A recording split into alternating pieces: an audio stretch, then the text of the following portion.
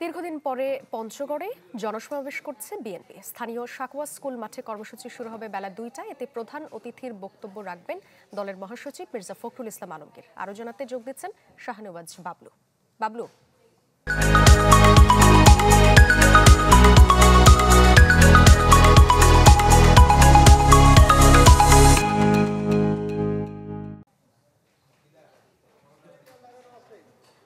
আজকের যেই জনসমাবেশ, এটা জনসভায় রূপ নেবে তারা বলছেন।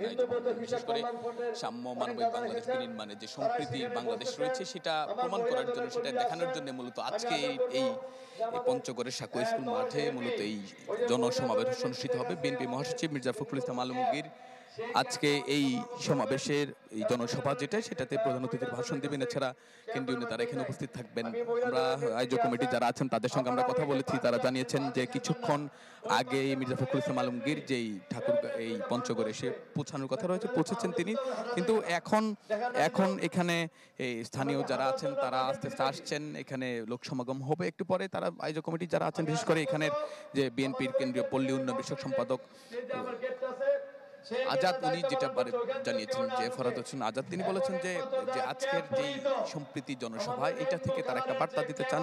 বিশেষ করে যেহেতু পঞ্চগড় সীমান্তবর্তী এলাকা, তারা বিশেষ করে প্রতিবেশী দেশকে একটা বার্তা দিতে চান। তারা বলতে চান যে এই বাংলাদেশের যে সম্প্রীতি বজায় আছে, বাংলাদেশের সকল ধর্মের মানুষ একই সঙ্গে বসবাস করে, খুব সৌহার্দ্যপূর্ণভাবে বসবাস করে, এটা মূলত জানান দিতেই তারা আজকের এই জনসভার আয়োজন করেছে।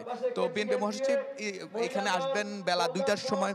বিশেষ করে বেলা ২টায় মূলত এই সাকুয়া স্কুল মাঠে আনুষ্ঠানিকভাবে আজকের যেই জনসমাবেশ এটা শুরু হবে।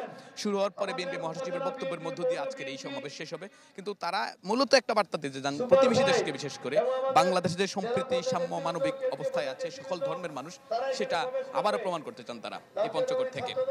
সাদিয়া, বাবলু, আপনাকে অনেক ধন্যবাদ।